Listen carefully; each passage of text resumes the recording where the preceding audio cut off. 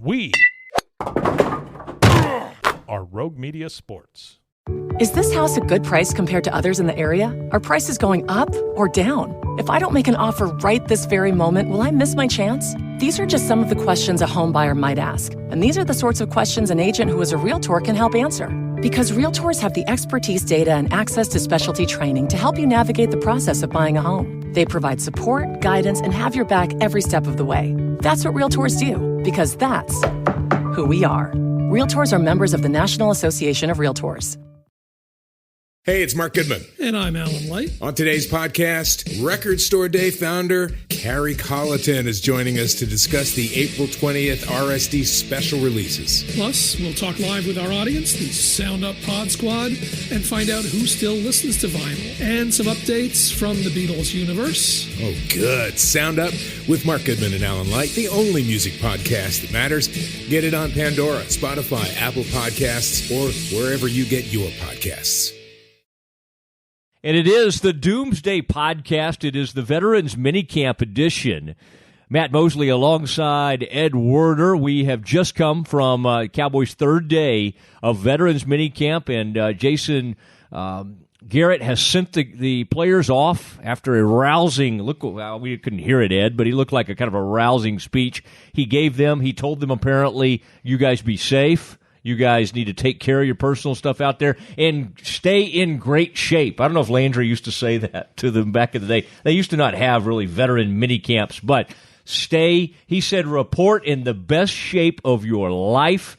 Ed Werder, flying back from Colorado to be in this immense heat. And Ed, boy, you hit the ground running, and we've got some unbelievable interviews lined up for our folks today. Well, and you know, you mentioned the line about show up to training camp in the best shape of your life. And Daryl Johnston, who was there today, used to say that's what every player did back in the 90s. They showed up to Austin in the best shape of their lives for the start of training camp, and by day two, they were already in declining condition, and by the end of camp, they were in the worst shape that they'd ever been in during the entire course of the year. Now, those teams were challenged in terms of the climate in a different way. They didn't go to Oxnard, California, and have to wear sweaters when they're not taking reps. But I think this is an interesting season. Obviously, Jason Garrett, I think, has got a lot on the line in terms of, I think he's got to produce at least a playoff berth and maybe 2 playoff victories to retain his position as the head coach of the Cowboys. He's got a lot of new players. They've got a new philosophy on offense. They're without Jason Witten. They're without Dez Bryant. And they're without a lot of the coaching staff that were key elements for Jason Garrett the last couple of years. He's betting his job with some new people on his coaching staff, and we're going to get to that right after Frito plays the music.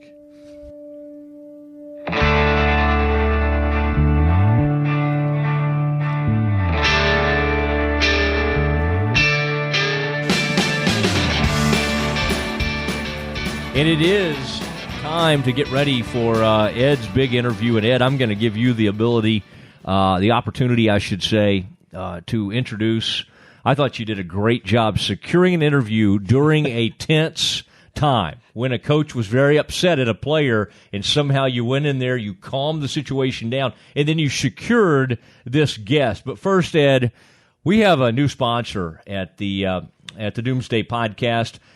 Her name is Marie. Now, her name's Marie Cesney, but she goes by Marie the Lease Lady.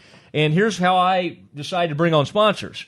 I want to go and use that product and go, okay, is this something we want? And Ed went ahead and put my wife in a new vehicle, lease, a Honda, 2018 Honda Pilot, gorgeous vehicle. And Marie's the one who made it happen. She is Marie the Lease Lady. You can find her at marietheleaselady@gmail.com. You can just email her, marietheleaselady@gmail.com, or you can call her, 469-879-2058. Ed, this is what you'll love about Marie.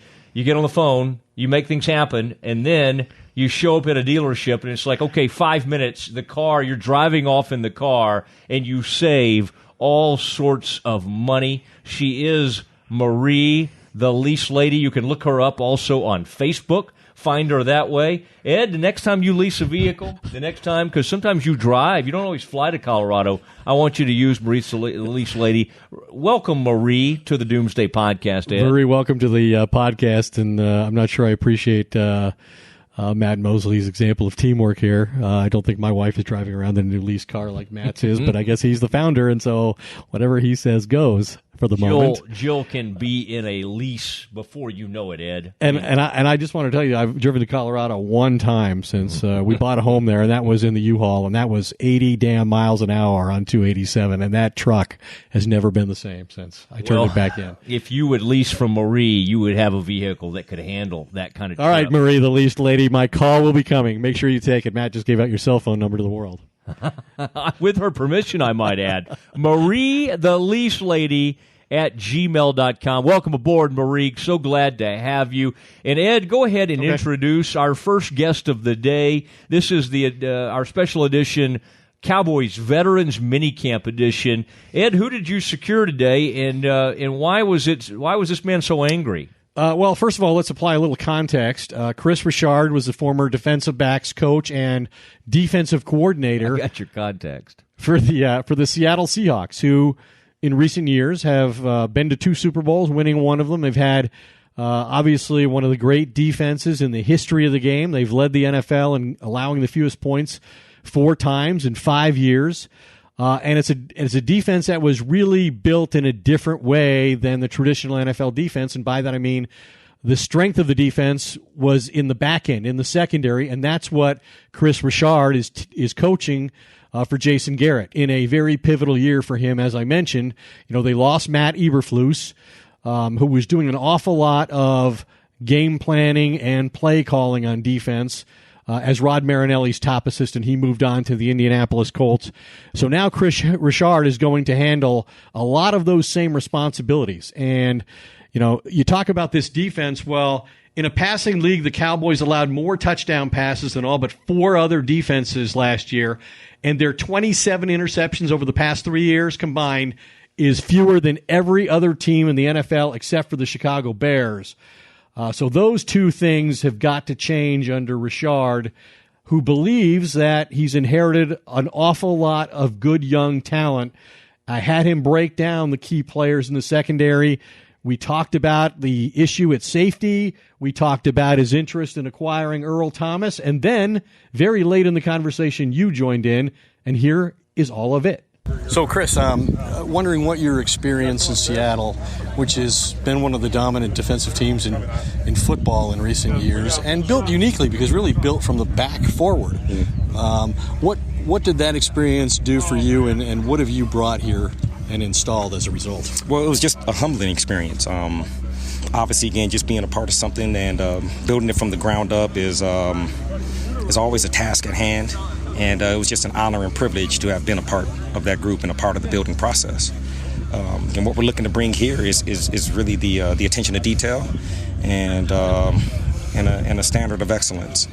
And that's really the bottom line. And that's what we're always going to be working towards and improving on a standard of excellence and just trying to improve it every day and raise the bar. Talking to Richard Sherman, obviously a great corner under you in Seattle, said that you're a guy who really demands a lot of accountability, teaches and relies on really strict fundamentals. Mm-hmm. Would that be a big part of your philosophy? Absolutely. And a big part of that is creating the dependability.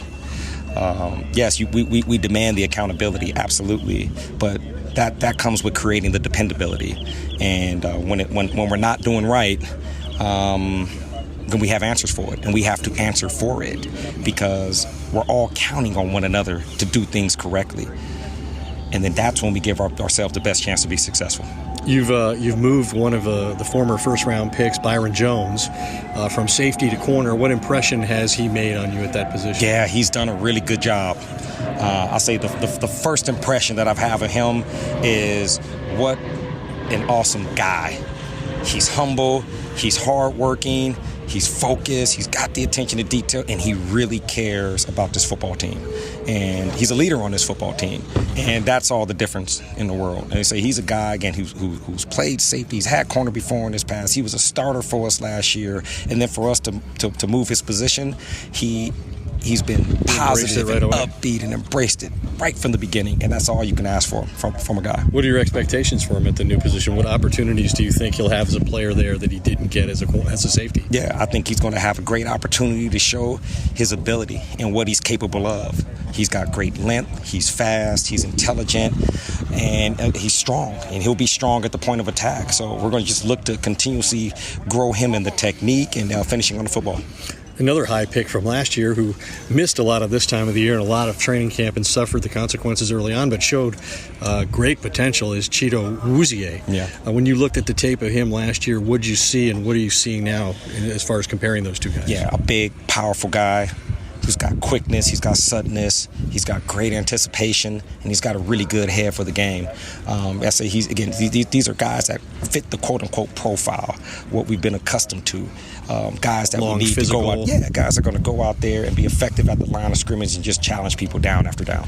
They've not done that here in the past. Is that difficult to get players to be willing to get up on the line of scrimmage and know what can happen behind them if they don't use good technique? And that's the idea. Is that we coach a technique, and we stay true to the fundamentals of that technique, and that's where our confidence is built. It's just coming in the understanding and the repetitive, the practice of it, the repetition of it, that's where we grow comfortable with it and we grow to trust the technique. It's just with the consistency of it. Is Awuzie a guy you see as a potential Pro Bowl level player at corner? I think the sky's the limit for him.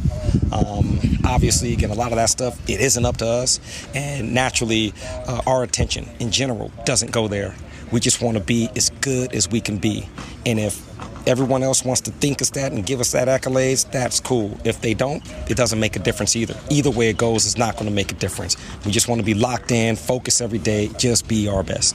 And with Orlando Scandrick gone out of the equation as a slot corner, it seems like Jordan Lewis, who played a lot as a rookie, inherits a lot more responsibility in that role now. Yeah, Anthony Brown also. So Jordan Lewis, Anthony Brown. I said we got guys that we feel really good about right now at this point, being able to go out there, compete, provide some depth, and make it really competitive for our football team. I think the position the fan base seems worried about in the secondary is its safety.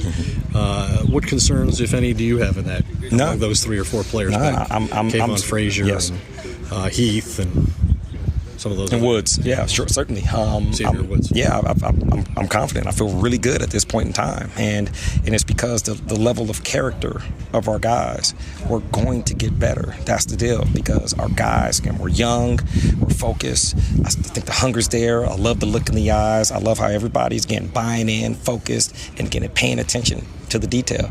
You know, it makes a difference when guys care, and it makes a difference when, again, each one wants to teach one. You know, like I said, we're trying to build something special. You know, we want to be tribal-like. We want to be, again, more than a team.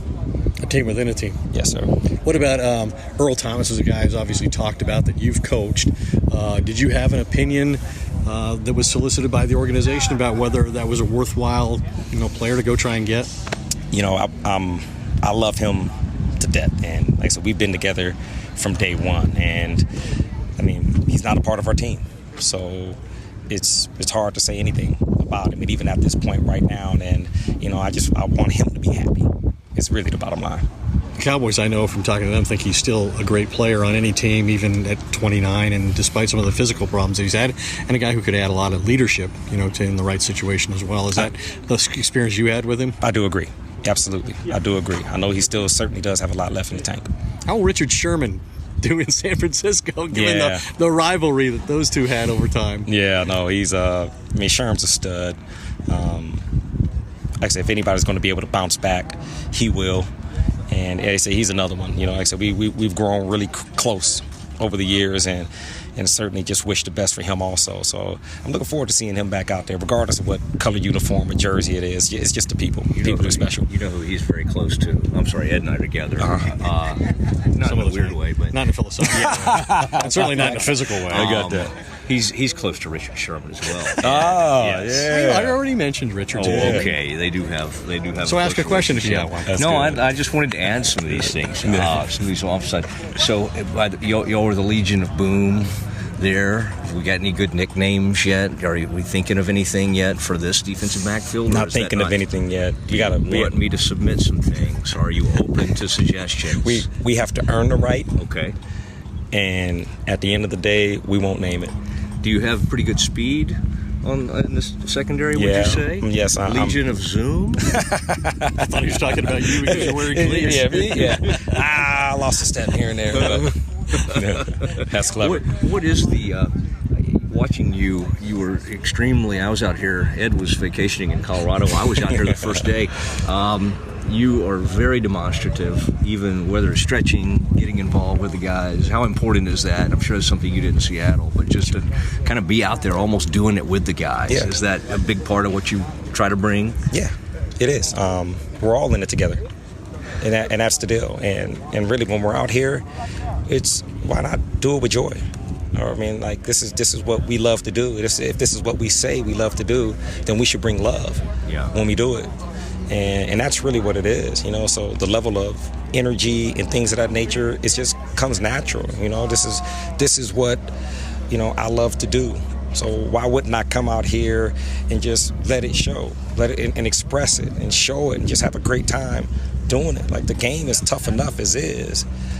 So we already have to lock in. We have to be on our details. We don't have to make it harder than what it is. But people shouldn't get the wrong idea because he's wearing cleats and he's in the stretch line with his players. Because I just overheard a little bit of, hey, he can get tough on, he can be hard on guys. Yeah. I was trying to think if that was love he was bringing to Marquez White. It is love. It is love. The truth. Tough love. The truth. Truth is love. Is love. Yeah. The truth is love. I was just talking to one of your guys, Chido, and are y'all giving him an opportunity? He's obviously incredibly versatile, but in this OTAs and in this mini camp, it seems like y'all are letting him kind of stay in one spot, out on the outside. Is that purposeful? Like, let's let him get really, really comfortable in this spot, and then if we need to use him at other places, we know he can do that? Yes. That's the emphasis, is making sure that we're kind of giving guys the best opportunity to get comfortable in certain positions, so we know we have things that we can count on. And that's what it is. We want to start building the things that we know we can count on, and then trust the fact that he'll be able to go inside and do the things necessary there too. Do you ever catch yourself or worry about, you hold these guys to a high standard, but you have coached what some people consider one of the greatest secondaries of all time. Do you ever catch yourself and go, maybe I'm being a little too hard on them, or I'm holding them to a unrealistic standard, or not really? No, because we all start from nothing. Every year, we all start from nothing. So we always take it back to square one, whether it's that secondary, this secondary, any secondary. Year after year after year, we come back square one and we restart whatever it is. Can never ever count on what we've been. We can never ever count on what we think we're going to be. We have to go and prove it and build it every day. How much did the available talent here, what role did that play in your decision to take the opportunity with the Cowboys? Oh yeah, it was a big part of it. I'm happy, and again, first and foremost, to be amongst a group of good guys. They are good guys, and that's what makes the difference. It starts with the man, and then the player comes. Well, what an excellent first appearance. He did a good job. Yeah, I appreciate Coach it. Richard. And there he is, Kris Richard, Cowboys' new secondary coach. And Ed, I was struck by, in observing him, some interesting things. You could see. This is a very energetic. He is an exciting young coach, guy who obviously played in the league. I watched his body language when you brought up Earl Thomas and kind of shut it down a little bit, kind of like, I really can't say much here. But I do think there's a lot of love and a lot of thought that this guy still has something left in the tank. Now, I will just say from watching him at practice, there's no other coach out there. Marinelli's very loud and uses a lot of expletives. But this coach, Ed, you commented on it, had spikes on and had his cleats on. was warming up with the players, was stretching with the players, and I think, as he said to us, brings a tremendous amount of joy to football, and I think he's a breath of fresh air on this coaching staff. Well, and you hinted at that it was an unusual set of circumstances. I was waiting for him to finish addressing the defensive backs as a group, and one player, Marquez White, a 6th-round draft pick last year, a corner, and a young player on the team, was addressing with Richard some issue, and Richard was not afraid to be very confrontational with him. I didn't hear everything they said, but he basically told him when he was ready to be coached and listen to what Richard had to say, they would reconvene the discussion. And as for some of the other issues he was bringing up to Richard, he should take those to Jason Garrett. So I was pretty impressed with how he handled it, because Richard's a guy who's he's dealt with a lot of in Seattle, you're dealing with, Ken Chancellor and Earl Thomas and Richard Sherman. Those are some big personalities. Not shrinking violets. Some big egos. And it's interesting to me that Richard was fired by Pete Carroll, whereas the previous 2 defensive coordinators, Dan Quinn and Gus Bradley, both left the Seahawks of their own volition for head coaching jobs. So he had a very different experience in Seattle than did his 2 predecessors, and yet he's very highly regarded here, and I think around the league, and just making some calls to try and figure out why Richard was fired. People in the Seattle organization said Pete just wanted different new faces and different voices, and some players really questioned a lot of the decisions that Pete and John Snyder have made up there as their salary cap situation has become dire and they've stopped going to Super Bowls. But Kris Richard, an interesting guy to watch on this Cowboys staff this year. He was, and one of the names that came up is the Cowboys, by the way, continue to collect fired coaches. They've done a really good job this year of catching guys. Another one's the offensive line coach, Paul Alexander, fired after years and years at Cincinnati, but is highly regarded and thought to be a great offensive line coach. Cowboys were able to get him. I wish that happened in journalism. I wish when guys lost their jobs, they were highly coveted and just was something out of their control that led to their availability. That might be the case, but Ed, you have one of the greatest firings. You have one of the best deals in all of journalism, so let's not hear too much about your situation. I wasn't talking about me. I know you weren't. Chidobe Awuzie. While you were over there getting Kris Richard, so people know that today was the last day, so they all just kind of went running off. So Ed and I had to divide and conquer. And so Ed went over to talk to Kris Richard, and I decided, and one of the reasons I was led to go talk to Chido, we've been hearing great things about him, but Ed, one of our legendary buddy of ours, a legendary scout in this league, and used to be with the Cowboys for, 30 years or so, Gil Brandt slipped over, and as Gil said, he wanted to play some kind of trivia game with you, and said, how does he talk? What do you think about the next Pro Bowl player for the Cowboys? Somebody who's never been to the Pro Bowl before, who has the ability to be in a Pro Bowl game. He asked me to guess who that might be, and you guessed correctly. And it was Awuzie. It was Awuzie, yeah. Yes, you guessed Chido. And so I went over there and visited with Chidobe Awuzie, and here is our conversation where we hit on a lot of things, including how much, Chido, did you look at that Seattle secondary with Richard coming to work for the Cowboys? It is Matt Mosley, Doomsday Podcast. Ed Werder and I out here. Chidobe Awuzie, now wearing number 24 this season, finishing up the last of the Veterans Minicamp. And Chido, think back. I know last year you, Jordan, some of the others, were fighting some little, even in training camp, we're fighting some injury things. How different does this feel, just this whole minicamp and having a year under your belt? The one takeaway is, we've come a long way. Experiencing in this league and the NFL, you can't buy it. You just got to kind of keep sticking through it, have to keep practicing, have to keep listening to your coaches. And, it's definitely a big jump that I feel like we've taken, especially mentally and our bodies, being able to handle this workload and our hamstrings and all that stuff. It's been healthy. We've all been healthy, and it's really a great sight to see that we're able to finally play confidently and with our whole body 100%. Now you're breaking in as you get ready for your second season. You have a brand new secondary coach, and obviously Kris Richard, a guy who has quite a reputation from being around the Legion of Boom secondary in Seattle.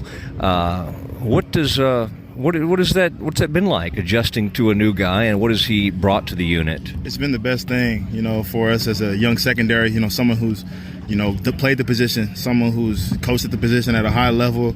Obviously, everybody talks about the Seahawks being a dynasty of a defense, and a lot of the credit goes to Coach Richard, setting that tone. And I think he's done a great job of really letting us play free, gave us the technique, gave us something to work on and be a perfectionist at, become senseis, become masters at. And, every day he's out here running with us, he's motivating us, and I think it's going to pay dividends, because we're really becoming a tight-knit group, all behind him. Did he, he's coached Jenkins and just so many, Earl, the whole gang. Has he ever said to you, Chido, I want you to look at this guy or watch a little film? I know y'all look at different people. Has there anybody specifically he said, take a peek at this guy? Not really. It's definitely people that we ask of. And, Coach Richard, he's been everywhere. He's coached, a lot of great players. And I think we took an initiative as young players. We took initiative to look at those players ourselves, definitely in the offseason once we heard about the scheme we were going to play and man and cover 3 and stuff like that. So I think it's been, wonderful that we have, a foundation, players that have played in the system at a high level that we could tune in and then look at what they've done and how they could be successful, and we could hopefully do the same. As we were talking, I hear he's getting on to one of your teammates pretty aggressively in the background. I don't know. I have to look and see who number 39 is, but he's just Marquez White. Okay. That's right. He's at Florida State. He's getting an earful right now from Coach. You have been billed as, okay, this guy can play a little bit of everything. You can, and I know that's one of your huge strengths, but in this camp, or in these OTAs and in this mini camp, have you been able to kind of sit in there and really focus on one thing for the most part? Have they allowed you to do that? Oh, definitely. I think it's kind of something that's been more of the outside, the outside more than the inside. I haven't had any word from the inside that I'll play any position this whole camp, this whole OTAs, going into training. I've always played corner. I've been playing corner. So it's definitely something in the back of my mind that I know, it's one of my traits. Something that I'm good at is being able to be versatile and make an impact wherever I line up. So that's something I take pride in myself. But in terms of this team right now, it looks like I'm going to be playing corner. Yeah, it certainly does, and it's kind of fun to see you, Jordan, some of you young guys getting this opportunity. How big? I know last year you were, you missed some time early, but looking back and when you got kind of thrown into it last season, how big will that be for you, just getting that experience, even though it wasn't always easy? Man, I had to get on that field. If I didn't get on that field last year, I would definitely have felt different about this year. I know the NFL pace. I've played in big games, played in games that mattered, made plays in games that mattered, so I'm used to the pressure. And, as a football player, as an NFL athlete, pro athlete, you always want to pride yourself on your preparation. So that's a part of my preparation, is having that experience last year and, give me confidence this year. You're a very competitive guy, and so I'm sure when you line up in this defense, you kind of like challenging these wide receivers. This is new for all of us. We've had Dez around here for a good long time. Right now, Terrence is out with the injury. Folks are dying to hear about some of these young receivers, and we don't even know Hearns that well, even though he's a veteran. Walk me through a couple of guys that sort of grabbed your attention from this receiving corps so far. As a corner, you always, pride yourself on knowing who you're going lining up against. And we have a lot of great receivers, but all of them bring different things to the table. Obviously, you start with Cole Beasley, a shorter guy, but, he can play on the outside. He's real quick, gets in and out of his breaks real clean, really deceptive with his stems and his routes. You have Noah Brown, who's I'm watching right now. He's also the same kind of person, real quick, possession receiver, catches everything. Then you got guys like Michael Gallup, Allen Hearns, Deontay Thompson, who are all new, Tavon Austin, who are all new, who all different, bring things to the table. They're playing Tavon on the outside, inside. All these guys are very versatile guys. That's what I've kind of taken the takeaway, is that these guys don't play just outside or just inside. They all, switch positions and are able to execute at a high level. I heard a famous scout earlier today told me, he said, well, one of the players that haven't been to the Pro Bowl yet, I've got my money on Chido. Is that a goal for you, or have you set any personal goals kind of as you start to think about this season? My only personal goal is to become the best player I can be. Whether that's Coach Richard teaching me a new technique, teaching me new things, being real receptive to him and Coach Jackson and our defensive staff, or whether it's me being in better shape. It's just me being the best player I can be, so I can help this team win. That's my ultimate goal is, playing a championship, win a championship. And I think that's our goal as a defense, is to be a world championship defense. So, that's our only focus right now. And once we win, everybody gets the individual goals. But if everybody's just focused on the individual goals, then that's when things probably start to fall apart as a team. Since you brought up Michael Gallup, is that Colorado State, Colorado thing? Does that ever spill onto the field out here, the rivalry a little bit? I mean, it's definitely, you got to lock in just because the implications. Like, if this dude catches the ball on me, and let's say it goes onto a picture or something, it's like, damn, everybody at Colorado going to be looking at me like, oh, Chido, what happened? The dude from Colorado State got you. So it's definitely more of a lock in, and I think he's thinking the same way. But we've grown. Actually, we became friends. We've talked. He's hit me up about things about how to, focus as a rookie, how to become better, and I've answered him and helped him. So, we're teammates now, and I love him as a teammate. He's doing a lot of great things as a receiver. Was he even there yet when the last time you played them? Yeah, he was. We played against him, and we smacked him pretty good. All right, I'll tell McIntyre you said hi. Most definitely. All right, Doomsday. It is a member of the Doomsday defense, and it is Chidobe Awuzie finishing up minicamp. Yeah, Awuzie, I think, has potential to be a fantastic player, and I think we all saw that. In fact, one former Cowboys coach compares him to Charles Tillman, known as the peanut punch-out, known for the peanut punch-out, who gets the ball away from ball carriers on a regular basis. He's a long, tall guy, very physical, and as you heard Richard say, they're going to play a different style of defense in the secondary. These corners are going to be on the line of scrimmage, and opposing receivers are going to have to fight them for space right from the very second the ball snapped.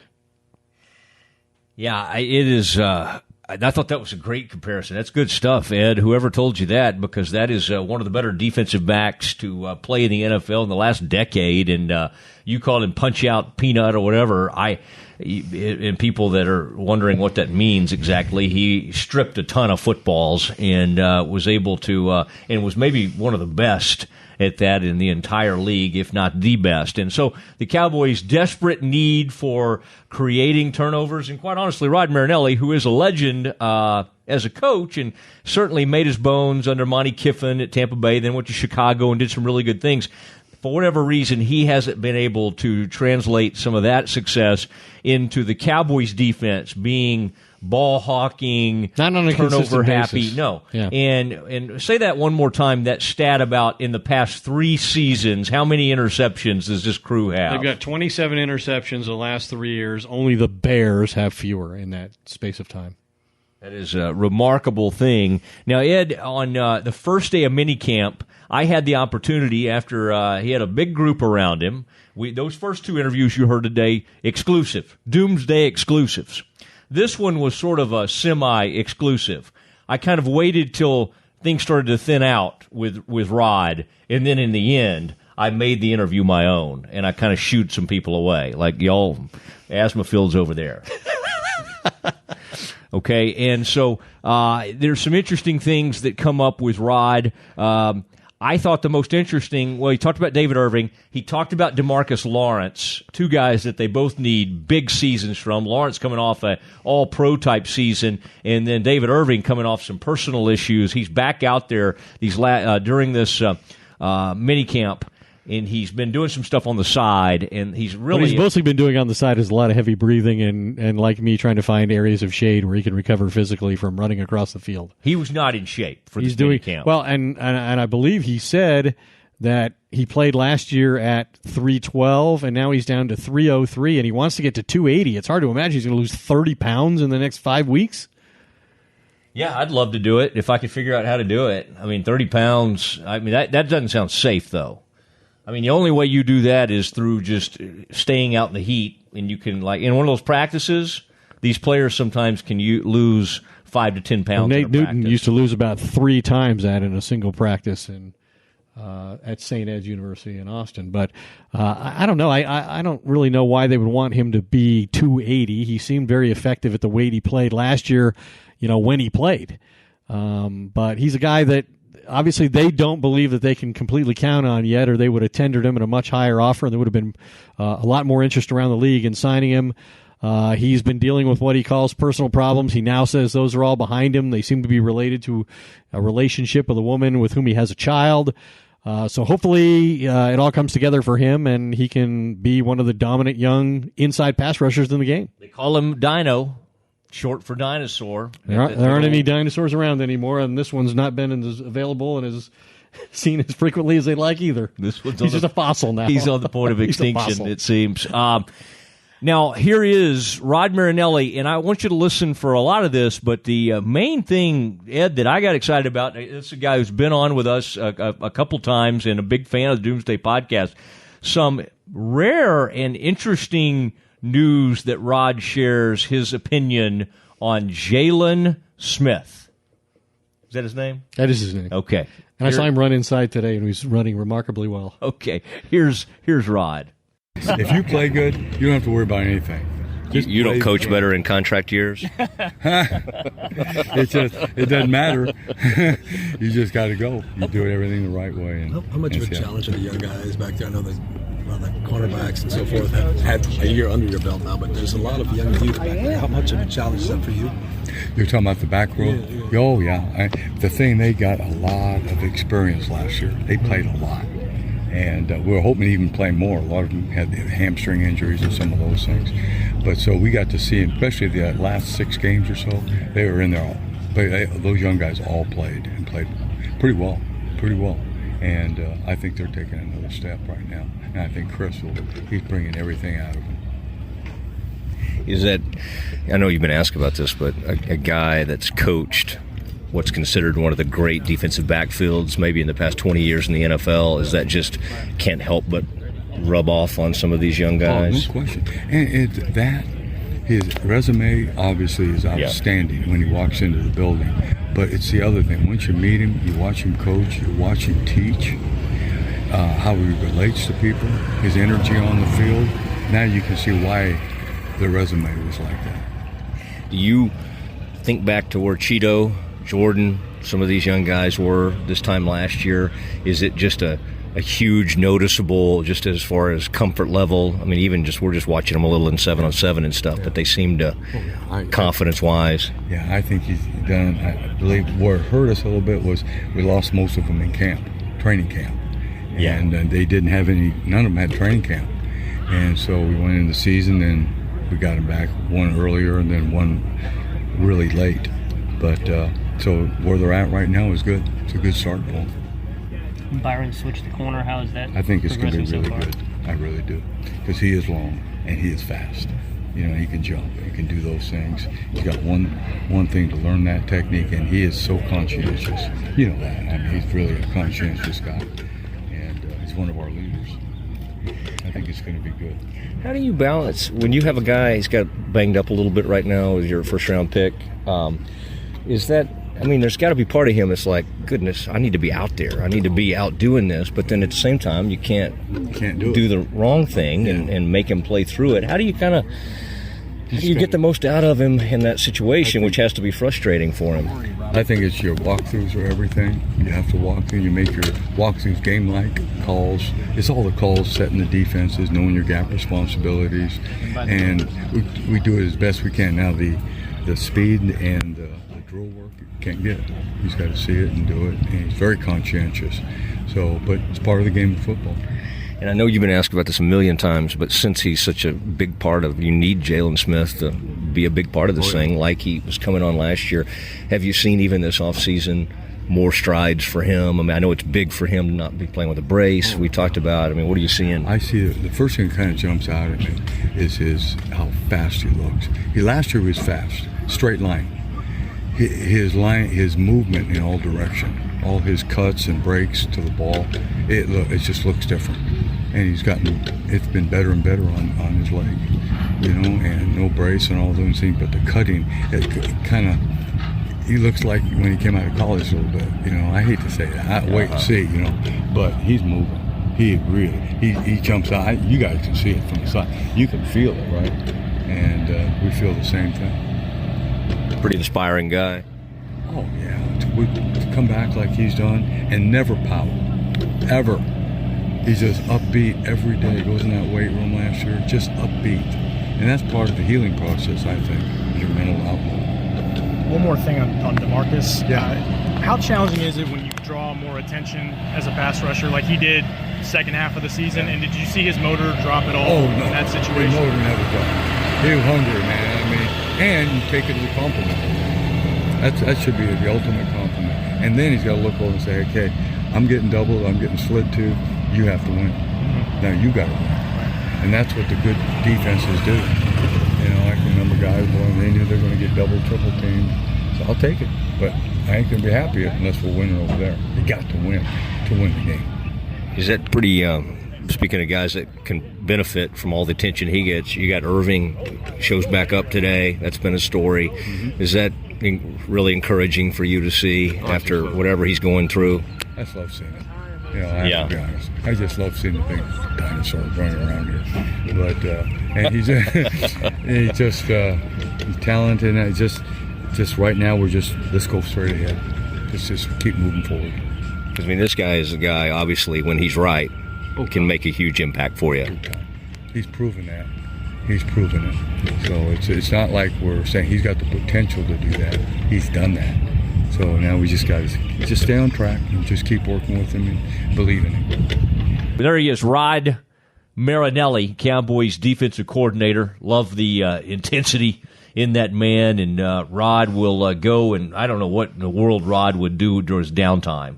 I think he probably looks at charts and looks at more film. He does not seem like a guy who would go enjoy a time on the beach or anything like that. Ed, as we get ready to the Doomsday podcast will, of course, be going out to training camp. We might go.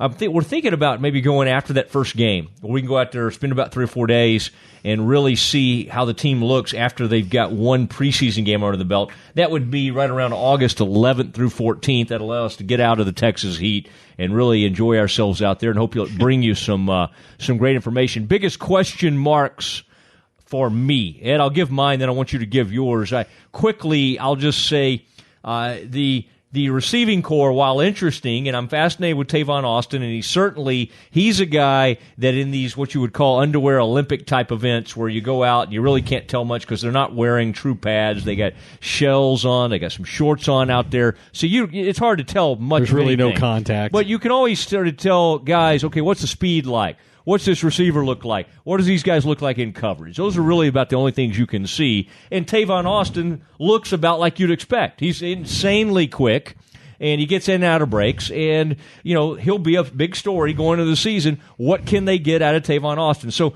this whole receiving core, that is a huge question mark for me going into this thing. Can they get what they need? And then the other thing is, and sadly, as much as I like this guy, he is somewhat of a question mark. Coming off a down year without Zeke, Dak Prescott sort of got exposed. And, of course, what happened in Atlanta without a left tackle, he just was a man on an island and quite honestly, didn't really seem to recover. So how is this receiving core going to go? So it goes hand in hand with, is this quarterback going to be able to bounce back from kind of what some might call a sophomore slump? Can he and Zeke get their swagger back and go back to being two of the most young and exciting players in the league? Well, I think Dak had a brilliant first season and a brilliant first half of last season. And then Ezekiel Elliott got suspended and Tyron Smith got hurt, and they got exposed. They couldn't protect the quarterback anymore. I think he got sacked 10 times in the first half of the season, and he got sacked 22 times in the second half of the season. And he had 16 touchdowns and 4 interceptions in the first 8 games. So he was the same player through the first half of the season that he'd been in his when he was Rookie of the Year. So I don't have as many concerns about Dak, the player. I have concerns, like you suggested, about the players they're putting around him. Jason Garrett said that they wanted to emphasize having speed and explosion on offense. They want to be a running team, but they still want to be able to throw the football better than they did last year. And he thought there were times where they were a great running team that also had the great ability to create plays in the passing game, and they didn't do that last year. And now you're asking Dak Prescott to be a better player and have a better passing game without the two guys he relied on more frequently than any other, Jason Witten and Dez Bryant. And I understand why they did what they did with Dez Bryant. I don't disagree with it, but the reality is he has 39 touchdowns in the red zone since 2011. Nobody in football has more than that. So in the red zone, he was still a player who had to be accounted for by defenses. Now, can they do that a different way with a guy like Austin or Allen Hurns? I still think somebody has to emerge as a dependable number one receiver. Let's see if they still have that guy. And then I think the other part of the equation is, with Leighton Vander Esch being their first-round pick and them not going receiver, do they have enough depth at the linebacker position with he and Jalen Smith and Damian Wilson to survive if something happens to Sean Lee, like invariably it does? They couldn't overcome it last year. They addressed it in the draft right away. So what kind of player is Leighton Vander Esch, and can he be a significant contributor as a rookie on the defensive side of the ball at a position that's really caused them a lot of problems, and now they don't have Anthony Hitchens. So to me, those are the two big question marks, one on each side of the ball. Well, a lot to think about, and we are excited to bring it to you, and we will certainly be out at training camp, and we'll start. We'll get Doomsday rolling again right at the start of training camp and react to everything Jerry says, and there'll be everything. Maybe not every single thing he says. Jerry did not speak today. He was wearing kind of almost a gold jacket. I thought you brought out his Hall of Fame jacket, but it's kind of what it looked like. Why would you have a sport coat on in 100-degree weather? I mean, if you're doing live shots for various television entities, you might, but I don't think Jerry was doing it. He was off limits to the media today. Correct. Jerry and Stephen both off limits. There's a story floating around about a Cowboys cheerleader that's causing them to perhaps not spend a lot of time doing interviews. What did Rowdy do now? Rowdy's salary has caused some ripples out there in Cowboys land. Rowdy, who apparently can earn by appearances on top of his base salary upwards of like $100,000. People all over the Metroplex are like, I'd like to go be a mascot. I could be the Cowboys. Not anybody can do that, but most people can. I don't know. I don't want to do it, but I'm just saying. I wouldn't want to do it because, think about the heat. Think of just being out in that kind of heat. And plus, Rowdy's a scary-looking mascot. I would hate to scare kids. He's scary-looking? It's a spooky. There's a kind of a maniacal grin that he has in that guy. I mean, I've always thought he's scarier to kids than entertaining. I think he's just dangerous when he's on his ATV racing around, and who knows if he can see outside through the eyes of his costume, if it's properly aligned or not these days. Oh, man. And one last thing, I want to thank Frito Nation Productions and what Mark Frito Friedman does for us. Does such a great job producing all this content. Exclusively, too. He had he had the Talk of Fame guys, and boy, those are some, you talk about egos. Whoa, man, the guys on that show. I know all those guys. We're friends with them. And you know who their guest is DeMarcus Ware, who obviously decided that he'd rather be a part-time defensive line pass rush specialist coach with the Denver Broncos than he would the Dallas Cowboys. Both teams are apparently soliciting his involvement. He was here last week and worked with them, but so his arrangement with the Broncos is exclusive. He will not be permitted to be on the field with the Cowboys for the duration of the contract he signed with the Broncos yesterday. But I noticed Charles Haley was out there today working. So not a bad counter move by the Cowboys. Get a guy who's got 5 rings and is in the Hall of Fame and bashed Jason Garrett and lived to tell about it. Yeah. Well, I heard Ware ask for Rowdy money. Well, and speaking of money, a little bit of breaking news coming in. Zach Martin officially has signed that contract, which we've been talking about for 2 or 3 days now. 7-year. $93.41 million contract. And so that deal has been done as we record this on Thursday afternoon. Of course, Ed and I have been out at minicamp with the Cowboys, and Zach reported to minicamp 2 days ago and has been a part of this thing. He had missed OTAs or all of OTAs while getting this worked out. The deal includes a $20 million signing bonus, and he is guaranteed $40 million is what will come out of this, and then all the base salaries are there. Ed, it makes Zach Martin the highest paid guard in the history of the NFL, and he surpasses Andrew Norwell, who just signed in free agency with Jacksonville. And so he will be able to surpass that. And I say $40 million guaranteed for a guard in the NFL. It's pretty good. And it's one area where the Cowboys have decided to load up, and they've allocated a lot of their money right there to this offensive line. Well, people come to this podcast, I think, for unique perspective and occasional humor, and I'm going to attempt both simultaneously and say that if only the Cowboys had listened to their general manager in that draft and taken Johnny Manziel as Jerry Jones wanted to, instead of Zach Martin as everyone else wanted to, they could have saved themselves a hell of a lot of money. But as it is, they've got the highest paid left tackle in football in Tyron Smith, the highest paid guard in Zach Martin, the highest paid center in Travis Frederick. And this is the last season that Dak Prescott and Ezekiel Elliott contracts can't be touched. So they could both, if they have big years, they could both be eligible to get renegotiated contracts next year. Obviously, Tony Romo and Jason Witten's money will come off the books. It's going to be an interesting offseason next year this time for Stephen Jones if the Cowboys achieve what he wants, which he said we expect to be a Super Bowl contender every year. If that happens this year, they are going to have some challenges mathematically in the offseason. About a $90 million is what they in that decision to go with Zach Martin. Nobody in the league has Johnny. 3 offensive linemen making more money than their quarterback and their running back combined. So the Cowboys are built obviously a lot differently than other teams. And I think a lot of it, quite honestly, and I'm going to give him credit for it, this is Jason Garrett's doing.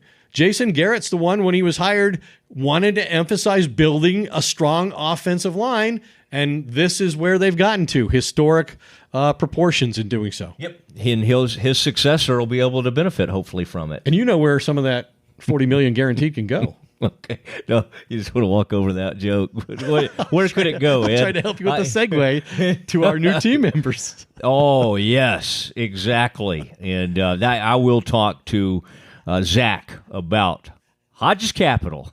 Hodges Capital, thank you so much. Craig Hodges in his group at Hodges Capital, they are coming in with us at the Doomsday podcast and gonna partner with us, and it's just incredible to have them. You'll be hearing a lot more about them, Ed, with the massive salary that you still command from ESPN. I would recommend you just dropping that off. You can do a direct deposit, I'm sure, over with Hodges Capital. Many people for years heard about them. They've been in downtown Dallas forever. The Hodges Fund is what they were kind of known as. Hodges Capital, that's kind of what they're known as now. But we just want to thank them and their involvement. Absolutely. And we're so excited to have them on board. Everybody have a wonderful rest of the summer, and then we'll be back to you before you know it. It is Matt Mosley for the Doomsday Podcast. Say goodbye, Ed. Goodbye, Ed.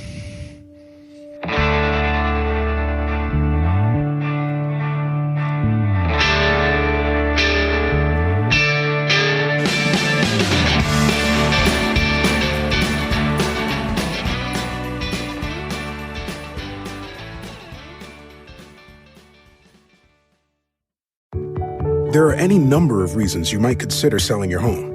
To move closer to family, live within a smaller budget, or just wanting a change of scenery. Whatever your reasons, having to figure out all the various housing market trends in your area may not be what you signed up for. That's where an agent who is a realtor comes in. Realtors have the expertise to help you find the right price and navigate the process to sell your home in a way that's right for you. That's who we are. Realtors are members of the National Association of Realtors.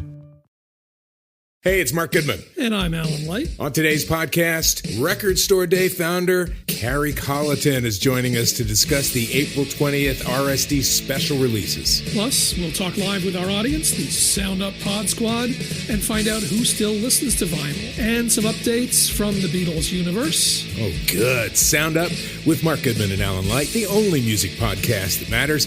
Get it on Pandora, Spotify, Apple Podcasts, or wherever you get your podcasts.